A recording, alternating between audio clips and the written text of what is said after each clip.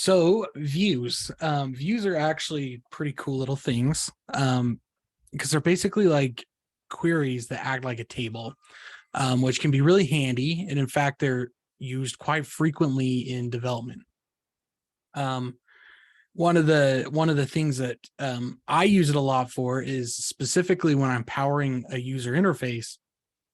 I often know the things I want to show, and so if you've done the final project, you probably had your UI map, and for example, let's say you were doing a store.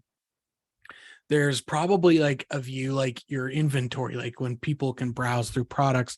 There's probably a UI map that you have there that you have to do like multiple joins for. So like, let's say from product to price to um, whatever, to category, however you have your store set up. So you have to do all these joins.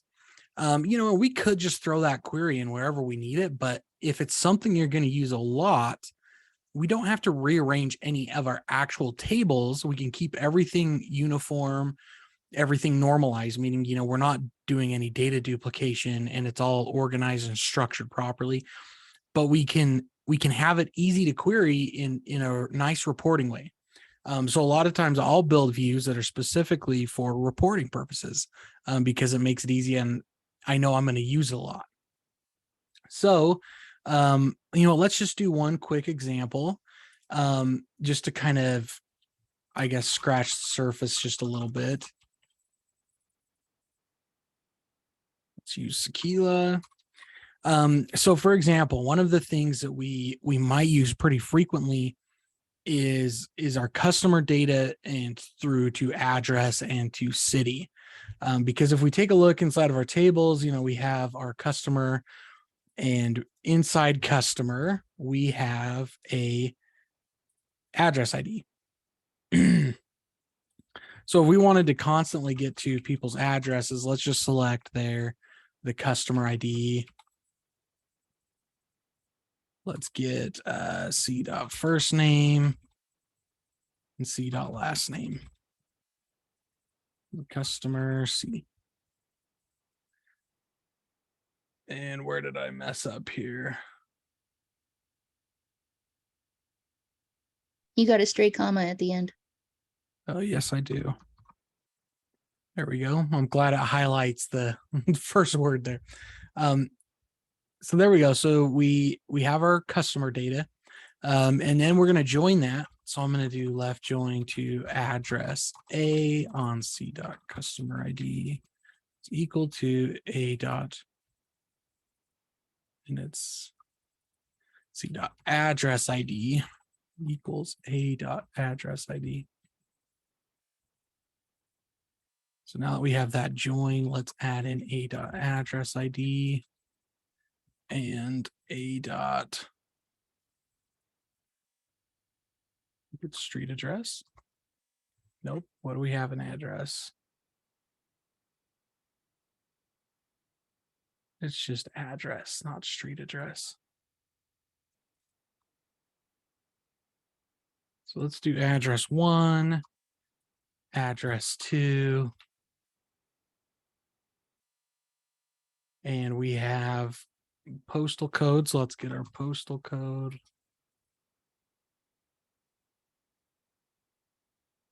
And let's leave it at that. But you'll notice that city has an ID. We don't actually have city and address. So what we're going to do is we're going to left join again to city. We'll call this CTY on A dot city ID is equal to CTY dot city ID. CTY dot city. And there we go. So now we're to city. And if we take a look inside of our city table, we end up with a country. Oh, one thing we forgot from address is where is our district? That's what we needed. We're going to call it state. A dot district as state. There we go. Cool. And then let's get country. I don't know why we have multiple countries in here, but we do. Left join country.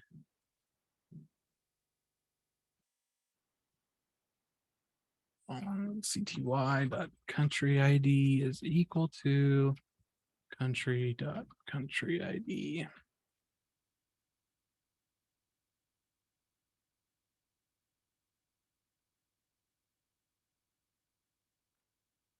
There we go. So now we have kind of like this whole look of all of our customers with their address information. So, this is a pretty hefty query. So what we could do is we could save this and make this a little bit quicker to query. But what I'm going to really do real quick is I'm going to add a couple helper columns, what I like to call them, when I build these that just make life easier. So what I'm going to do is I'm going to first add. So what I'm going to do is I'm going to say concat, and we're going to concatenate a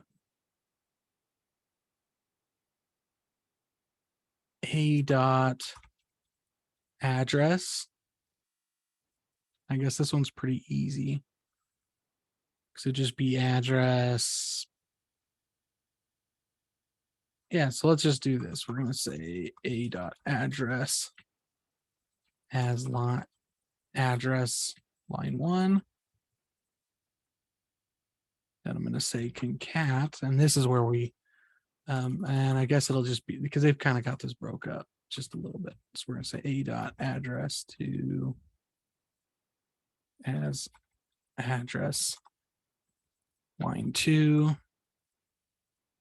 And then this is where we're going to do a little bit of work here. So then we're going to go cty.city, comma, space, and then we're going to do cty.district, comma, space, and then country.country, comma, space, and then a dot postal code as address line 3. And where did we mess up now here? Unknown column district. Oh, it's in a dot district. There we go. And now we have a nice little way. So like if we're printing labels, we can say, address line 1, address line 2, address line 3, and it kind of throws it all in there for us, which is kind of nice.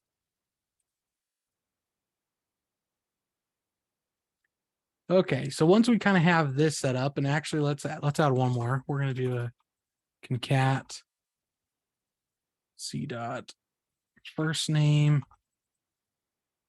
space and c dot last name as full name. There we go. So now we have a full name too. So now to make a view, it's pretty easy. We can just say create or replace. Technically the or replace is optional view, and I'm going to call this v underscore customer as.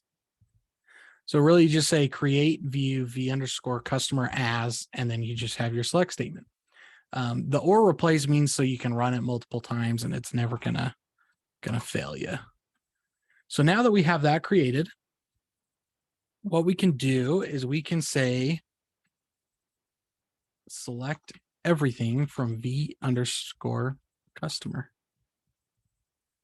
And there we go. So now it acts as its own table. So I can say, back to our example, I can say, oh, I want to print labels. So I want the customer at full name, and I want address line 1, address line 2, and address line 3. And now I can print labels pretty easy, which is really nice. There we go. And now that we have this, we can join this to other things. This basically just acts like a table itself, which is pretty neat. So anyways, that's views in a nutshell. Lots of different things you can do with this. Like you'll see a lot of examples in the book about column obfuscation, which is like where you can like, hide like the last 4 of a credit card or an email or something like that, because in the book, I think the book gives this example, but if not, I will. A lot of times, like, as a database engineer, we kind of have access to everything, which is great. But there might be some people that you don't really want to give access to everything, but they might need to get data out of the database or so on and so forth. So social security numbers being one of those. We probably often never want to display that to anyone, not even to the user themselves. Like you can imagine when you log into like your bank or whatever, most of the time, like it really doesn't show you like your social security. Now there might be times where it says like, oh, this is the last 4 or whatever, it'll show like a star, star, star, and then the last 4, like same thing with your credit card number. It'll have stars and then the last 4. And so like even on like stores, like when you save your credit card information, it'll just show you the last 4 of your card, and they're likely using a view. And the reason they do that is because like when we set it up so the application connects to your database, we can give them a specific user. And instead of giving them rights to all of the database, we can just give them rights to certain aspects. So they might not have access to the social security table. They might only have access to a view that shows the last 4 of the social or the last 4 of the credit card. So a credit card being a good example, because users will have multiple credit cards or can. And so, rather than give them access to, the user payment card table, you'll create a view that hides that data and you'll give them access to the view. That way, even if someone does happen to, hack that or somehow get a hold of that information, they never have access to the root data. They'll only see those obfuscated columns, regardless of whether or not, depending on how it's been programmed. So that's always clever. You want to take care of those security things as close to the data as possible. And that's just one more layer of security, meaning that, like I said, even if someone gets a hold of those credentials, they have no way of getting to those credit card numbers. All right. So create a view definition that can be used by the following query to generate the results. Basically, this is just create a view definition. Really, it's just create a view. So really all we have to do is just say create view, give it a name as, and there we go. So nothing too crazy there. Question 2, film company manager would like to have a report that includes the name of every country, along with the total payments of all those who live in that country. So it says generate a view definition that queries the country table, okay, and uses a scalar subquery to calculate a value for a column named total payments. So let's try that. And a scalar subquery, as we know. So we're going to select everything from country. So here's kind of our base data. And we want to also get stuff from payments.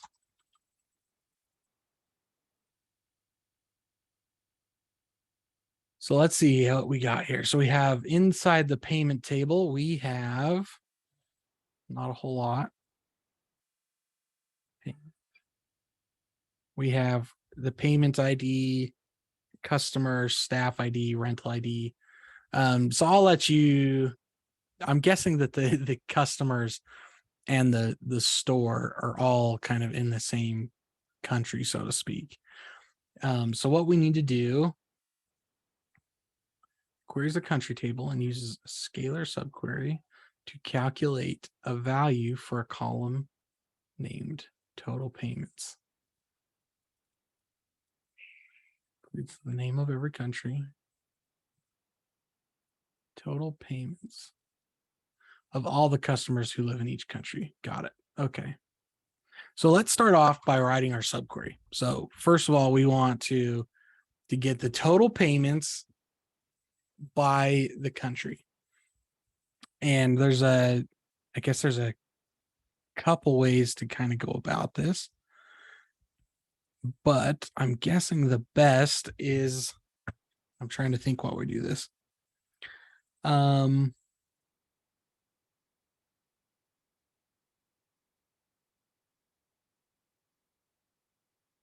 let's go like this because we just needed to select one. So we have the name. Let's start with that. Name. Oh, I'm looking at the wrong table. So it's just country. So we select country. Bam. And then we need a subquery that only, being scalar means that it only selects one row. So that means that we really need to put it right here. Select the sum of amount and payments. Now, this is going to just select pretty much everything. Let's see, what does this say? Payments, payment. So you can see that this is all the same. So what we want to do is we want to be able to filter out this for whatever country we're in here. So what we're going to do is we're going to say, but we only want it for the customers who are there. So let's start by writing our subquery. So I'm going to select everything from payment P, and then we're just going to go through the chain here. So I'm going to left join this with customer C on P dot customer ID is equal to C dot customer ID.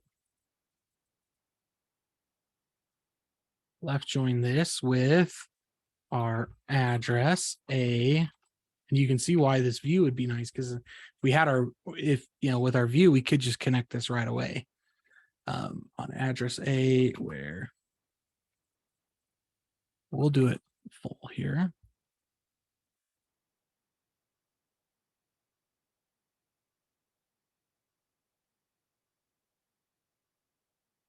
We'll just go city on A dot city ID equal to city dot city ID. Oh, my lane. And then left join country on city dot country ID equal to country dot country ID. There we go. So once we get to this point, this is our query, and I'm just going to real quick, let's just go ahead and run this. And there we go. So we can kind of see that we have all of our data here. Clear down, we have country, which is perfect. That's what we want to see. So now what we're going to do, since this has to be a scalar subquery, we only want it to select one of these. So what we're going to do is I'm just going to say the sum of P dot amount as total payment. I guess technically we don't even need that. Let's just leave it. There we go. And because we're not doing a group by, it just does the sum, which doesn't matter in this case because we're just going to take our subquery here and we're going to put it right here. We're going to do one more thing. We're going to say where country ID is equal to country ID.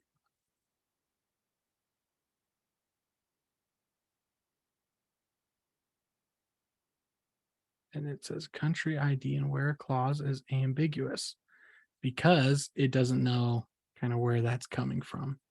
So I'm just going to call this CO.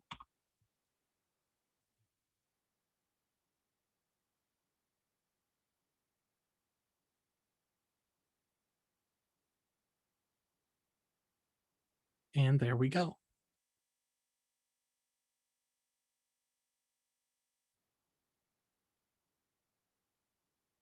So it's scalar because it's returning one row per run, essentially. It's returning one amount, but it's also correlated because we tied in here, which is fine. So there's that one. It says write a non-updatable view. And just so you know, there's such thing as an updatable view. But basically just ignore this, just say create a view. Write a view that displays the following results set when we use the following query. And just so you know, this always trips people up, including myself the first time I read it. So it says when you use a lowercase letter, well, let's start by writing it. So here we go. We're going to start by saying, okay, we want all the movies and how many films are in there, or the ratings. So we want all the ratings and the films. So now normally we would do something like this. So I'd select rating and then the count distinct of film ID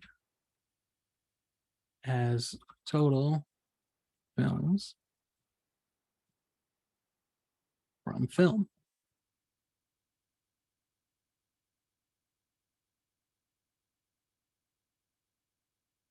Oh, yep. And then we need to say group by rating.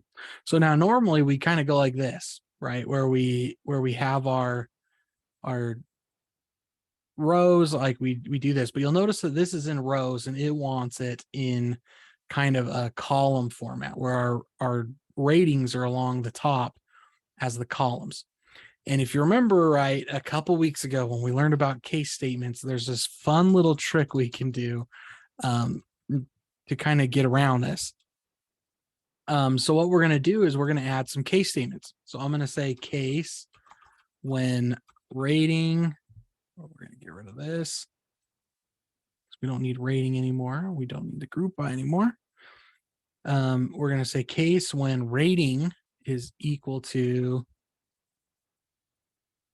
what is it? G first, then film ID.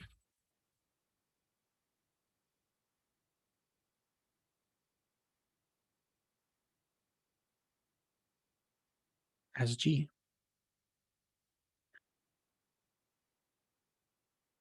Cool.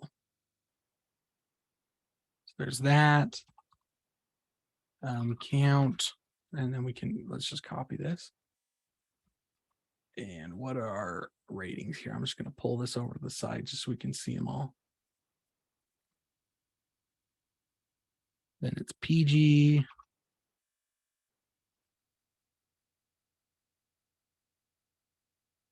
And it's PG-13.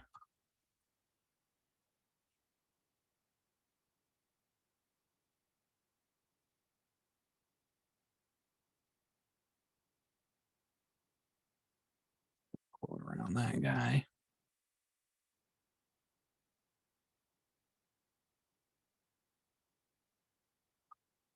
Then R as R.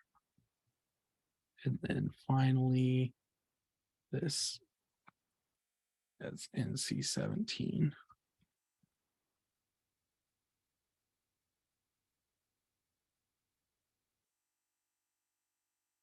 From film. There we go. And don't worry about the counts. They might be a little off. It's not a big deal. So now what we're going to do is we're going to create our view. create or replace view, and we're going to call this rating distribution as, make sure that worked, which it did. And now what we can do is we can say select everything from rating distribution. And there's our numbers. Now, what it says in the next lines, because see how those are lowercase? Well, if I say select G from rating distribution, you'll notice that it uses an uppercase G on the output, which is funny. You know, even though it's lowercase here, we can do an uppercase, and depending on what case we put in our query will determine on what header comes out.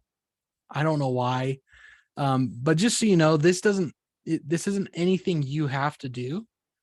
This is just there. And I'm going to actually adjust this question so that's more clear, because that gets people every time. So this is nothing you need to program. This is a built-in functionality. And yeah, it's basically just a, hey, for your information, this is kind of a cool thing that it does. That's all. So that's that one. Write a non-updatable actor films by year view that displays the following ordered result set from the actor, film actor, and film tables. So nothing too crazy here. Basically, for every actor in a given year, how many films were they in that came out in that year? So nothing too crazy there. Rental stats. Write a non-updatable. So write a view called rental stats that returns the rating column and a rent ratio column calculated by dividing the number of rentals by the inventory count. And this one kind of walks you through an existing kind of view that's in the book.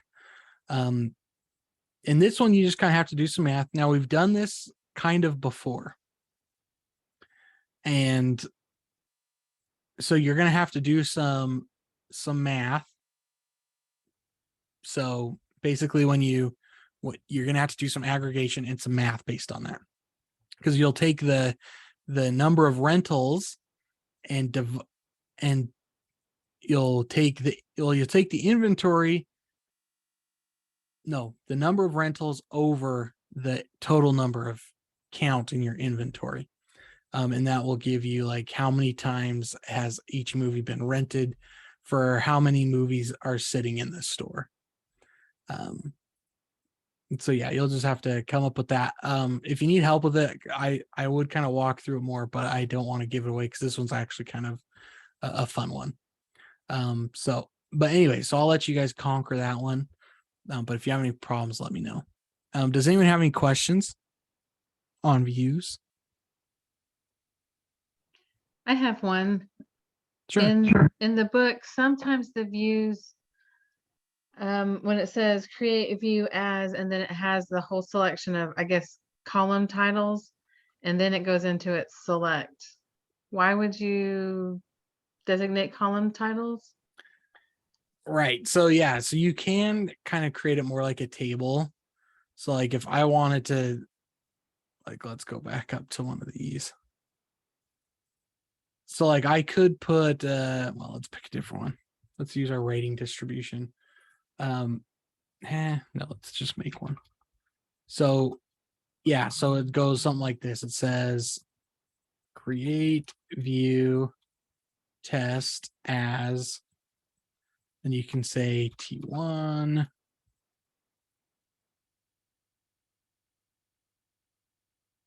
And then T2.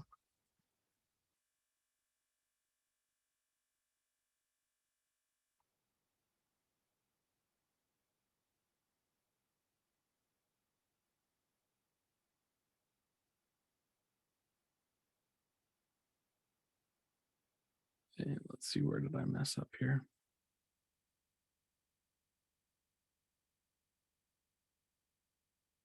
Maybe it's like this. I rarely do them this way, so that's why I know that it's possible. Let's see, where did I do this? maybe you don't need the data type here.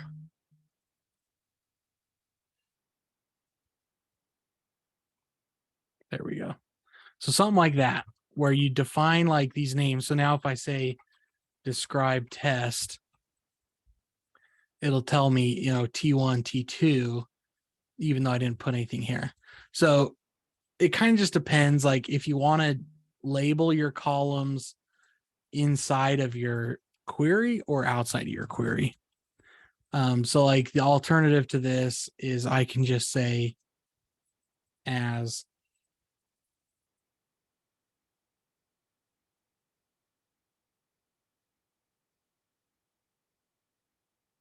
I guess I need to give it a new name. So then if I were to describe T2, you'll notice that they're identical. The only difference is how I went about it. So you can either define the columns like external to your query, or you can define them internal to your query. And really it just depends on like, so let's say you're using someone else's query. You can just list out your own column names and then just paste it in. And maybe you don't want to have to worry about going and saying as this, as that, or whatever. So it's just kind of preference, whichever one you prefer.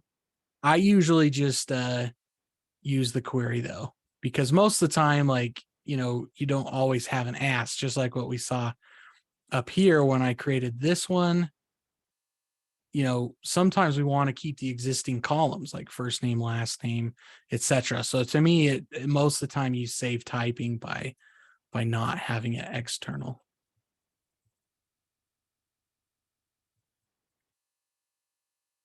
Yeah, good question. I have a question about number 2. Okay.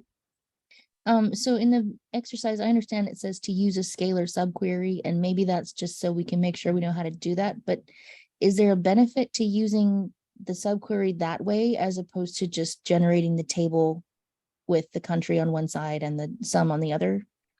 I'm not quite sure why it asks you to do that, to be honest. And in fact, I wouldn't care if you didn't use a subquery, because technically the subquery actually makes it less efficient. Because the easiest way to kind of go about this would be to, you know, just do a basic join where we, you know, just say the sum of p dots. In fact, what's funny is with the subquery, we basically already have it. Like I'm just going to grab this. So with our subquery, really all we need to do is add country.country.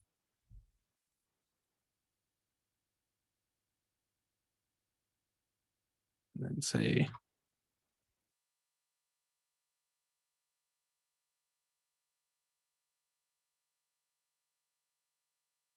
so we can actually come to the same conclusion without having to write any subquery, just by using a regular old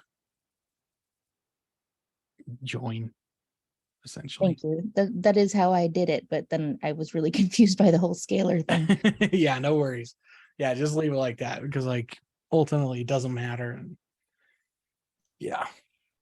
I thought the point of them saying scalar was that instead of getting every country and every total, I'm going to say, you know, country equals Brazil. So I'm going to get one thing back and one thing only. Is that what it's in? Let me make sure I understood that question correctly. It says every country. It queries the country table and uses a scalar subquery. Oh yeah. Yeah, because like what would make more sense is to,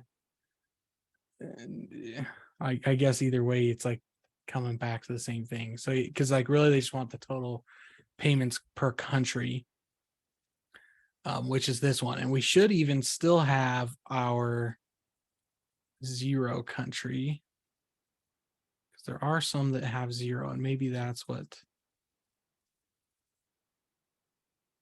probably what they were trying to get at. So doing it this way, because I started from payment, there are some countries that are missing from here. But we can just reverse our join order. So we can go from country this way.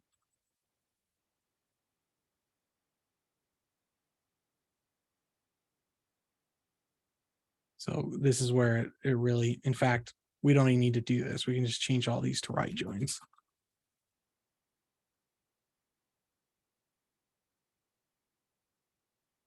And this is a good example of why they have a left and a right. So instead of having to rewrite the whole query, we can just change all of our joins. And now we have all the countries, whether or not they have a payment or not. So Australia, who didn't have any payments, we get it with this one, which is probably their destined objective. I don't know why they want you to use a subquery for it though necessarily. I personally avoid subqueries at all costs.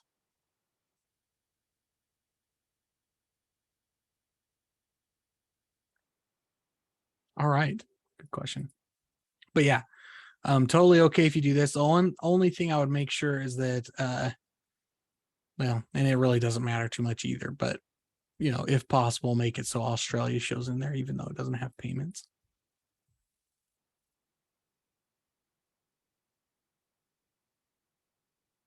All right. Any other questions on views?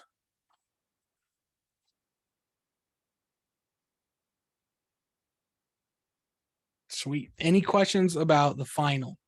Since it's just you three here, is there any questions about the final that you have? Whether it be the quiz or the project.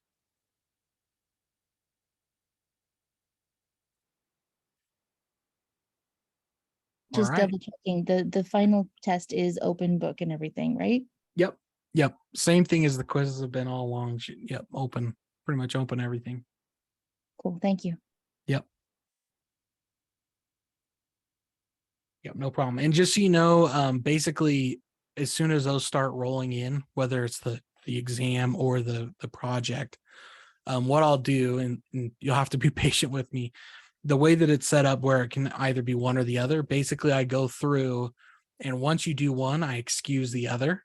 Or if you end up like doing both, I'll just excuse the one that has the lowest score. So like your grade might fluctuate a little bit. So once you take that final, I'll go through and excuse the other one, but I kind of do that just like ad hoc as I have time. I'm just trying to make sure everyone's scores as up to date as possible. Because here towards the end, I like to make sure everything's in, so you kind of know where you sit. And so you might take that. Just know it's not going to immediately or automatically excuse the other. It shouldn't zero it out. So anyways, as soon as you kind of do that, I'll go through and excuse them and keep everything up to date there. At the end of this week, actually, there should be, the finals will be due. So I'll kind of know. And so basically what I'll do is if there's not a final project submitted, I'll go through and excuse all the other things, or excuse the final if you haven't submitted one. And if you have submitted one, we'll go kind of do the opposite. But just so you know, it is a manual process. So if it's not going to just happen right away. So if you see that, that's why. Yeah. Any other questions?